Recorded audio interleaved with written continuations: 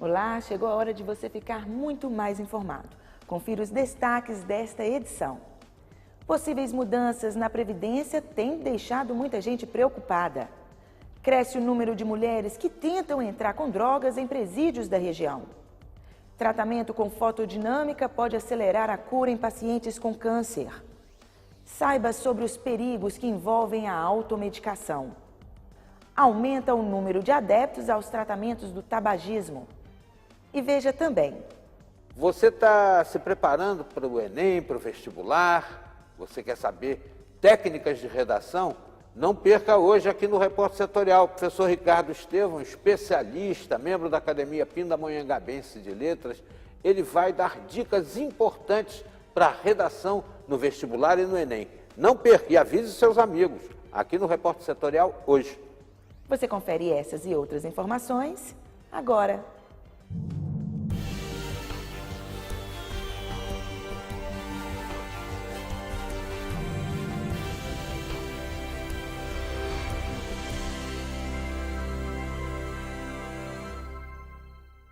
Seja bem-vindo, esse é seu Repórter Setorial. Apesar do índice de fumantes no Brasil ter caído nos últimos anos, ainda 10,8% da população faz o uso do tabaco. De acordo com estudos, o hábito de fumar é mais comum entre os homens. O que muitos não sabem é que o cigarro em combustão libera mais de 4.000 substâncias químicas. E a fumaça do cigarro também contém mais de 50 agentes capazes de provocar câncer em animais e no ser humano. A meta do governo é baixar ainda mais com essa taxa. A expectativa é que até 2020 a população de fumantes seja de 9,1%. E muitos laboratórios, com isso, têm investido em remédios contra o tabagismo. Talvez você esteja cansado de saber quais são os malefícios do cigarro, os danos que ele causa à saúde e ao meio ambiente. Para cada 300 cigarros produzidos, uma árvore é sacrificada. Mas o que você não sabe é que em 10 anos o número de fumantes caiu 33,8% no Brasil. Mas ainda a porcentagem que faz uso do tabaco. O que você também não deve saber é que a quantidade de pessoas que morrem no Brasil devido ao cigarro.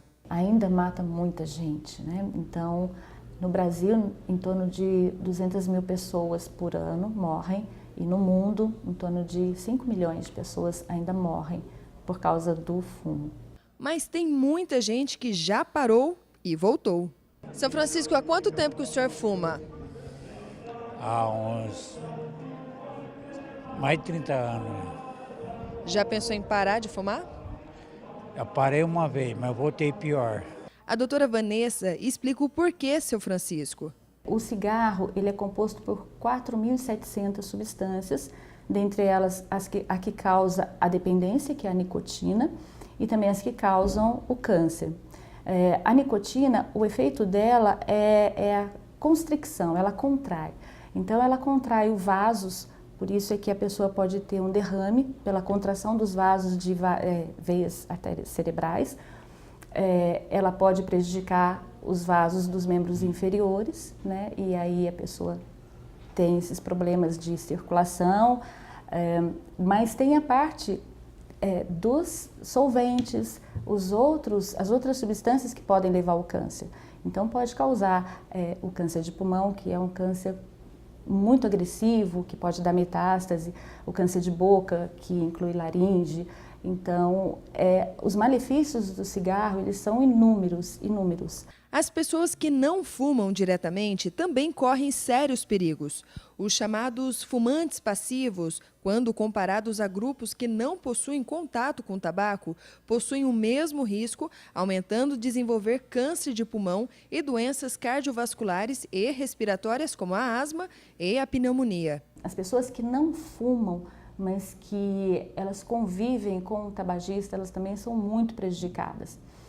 Porque o cigarro ele é composto pela parte gasosa, que é a fumaça, e também os elementos particulados, né? Então, quem inala, ele está inalando todas as substâncias e a fumaça. Mas a pessoa que está do lado, ela também inala aquela fumaça, né, que a pessoa solta, mas aquela fumacinha do próprio cigarro. E aquela fumaça da pontinha do cigarro, ela tem 3 vezes mais nicotina, 3 vezes mais monóxido de carbono, 50 vezes mais os produtos cancerígenos. Então, quem está do lado, ele também recebe tudo isso e ele vai desenvolver as mesmas doenças que o tabagista ativo. O quadro ainda merece preocupação. Somente entre os adolescentes de 12 a 17 anos, 18,5% afirmam já ter experimentado o cigarro. São 1,8 milhão de jovens. Em alguns lugares, a rede pública dá assistência para os fumantes. Em Taubaté, por exemplo, tem grupos de apoio que querem largar o vício. Os casos mais graves são encaminhados para o CAPS Álcool e Drogas. O trabalho é feito num grupo que tem duração de 1 ano. Então, o paciente vai até o Centro de Atenção Psicossocial Álcool e Drogas, que é o CAPS-AD, passa por um acolhimento, uma triagem que a gente chama, né, demonstra a necessidade ou a vontade de querer parar de usar o cigarro, né, de usar o tabaco. E a partir daí ele é inserido num grupo que trabalha durante 1 ano, são encontros, né, semanais, e durante esse 1 ano ele vai sempre através da terapia cognitivo-comportamental, justamente para isso, porque é uma mudança de comportamento, né, a questão do parar de fumar. E os resultados são bons. O grupo começou a funcionar em junho de 2014. Desde junho, 240 pessoas passaram para tratamento lá no CAPS e de 50% já pararam de fumar. Então a taxa é boa, a gente sabe que assim, de todas as dependências, talvez seja a que a gente tem maior índice, né, de aceitação e realmente de conquista no final do tratamento. Além de fazer bem para a saúde, parar de fumar é uma boa também para o bolso. Uma pessoa que fuma 2 maços de cigarro por dia gasta no mínimo R$10. Em um mês, esse custo sobe para R$300. Em um ano, R$3.600 foram gastos só com o cigarro. Após saber desse dado, seu Manuel, que fuma há 44 anos, diz o que precisa definitivamente. Tomar vergonha na cara e eu vício, né? É só isso aí, só. Mais nada. E a médica aconselha quem quer parar. A frase é: ame a sua vida, porque o tabaco ele é a única doença prevenível que existe. Então, você consegue prevenir muitas doenças se você não fumar, né? Então, é a prevenção, é amar a vida, é cuidar da sua vida para que você não sofra mais tarde, porque morrer em decorrência do cigarro, as mortes são muito tristes. E uma pesquisa feita pela Federação Nacional de Previdência Privada e Vida mostra que 62% dos brasileiros acreditam que possíveis mudanças na Previdência podem sim dificultar ainda mais o processo de aposentadoria. Uma pesquisa feita pela Federação Nacional de Previdência Privada e Vida e pelo Instituto Ipsos mostra que mais de 60% dos brasileiros acreditam que possíveis mudanças na Previdência Social devem dificultar o pedido de aposentadoria. A maioria dos entrevistados acha que vai ser prejudicada com as alterações. Para 57%, a reforma da Previdência deve diminuir direitos sociais. Além disso, apesar dos recentes debates políticos sobre o tema, 44% dos brasileiros afirmam não ter conhecimento da discussão. Quanto ao alcance das novas regras, a pesquisa também mostra que não há consenso. 28% dos entrevistados afirmam que a reforma deveria atingir apenas quem ainda não contribuiu para a Previdência. Outros 24% defendem que as novas regras devem atingir a todos que ainda não se aposentaram. 16% acham que a reforma deveria atingir os trabalhadores que ainda precisam contribuir por 15 anos ou mais. Outros 10% disseram que o dinheiro da Previdência deveria vir de impostos. E o restante não soube responder. A arrecadação de impostos feita pelo governo federal é fundamental para equilibrar as contas. Só que outra vez a crise prejudicou esse tipo de arrecadação, que teve mais uma queda, agora de 5,8%. Essa foi a pior marca para o período em 6 anos. Pelo visto, equilibrar o rombo nas contas públicas não vai ser tarefa fácil.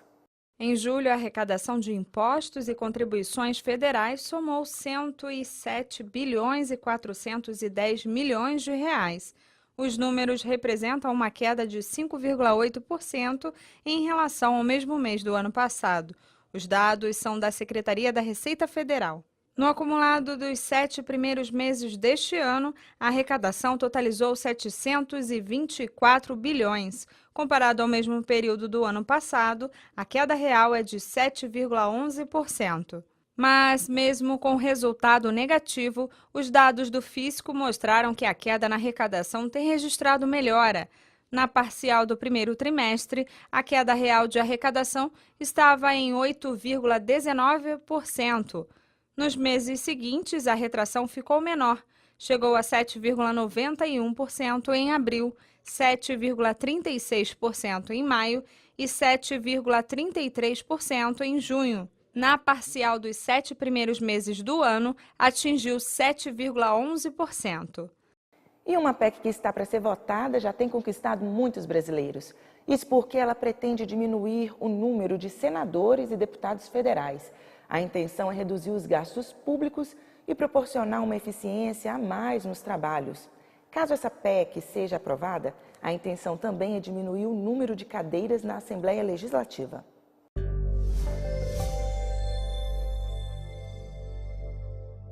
Amigos, uma notícia que caiu do céu. O senador Jorge Viana, do PT do Acre, está pretendendo alterar os artigos 45 e 46 da Constituição Federal para reduzir o número de deputados federais e de senadores no Congresso. Na Câmara, por exemplo, deixaríamos de ter 513 parlamentares numa marcha difícil de compor situações, levando aí até a determinados favores em troca, aquele tomar lá da cá. O número cairia para 385, bem melhor para o nosso bolso, né? Tendo em vista que são os nossos impostos que sustentam toda essa engrenagem. Agora, resta saber se existe sinceridade do pedido do senador e se a matéria vai passar contrariando grandes interesses dos nossos parlamentares. Tudo isso numa véspera de eleições. Será que passa? Se passar, vai ser uma bênção, um sonho. Vamos para um rápido intervalo e no próximo bloco você vai ver. Aumenta o número de mulheres tentando entrar com drogas nos presídios da região. Fique agora com algumas imagens de pessoas que estão desaparecidas.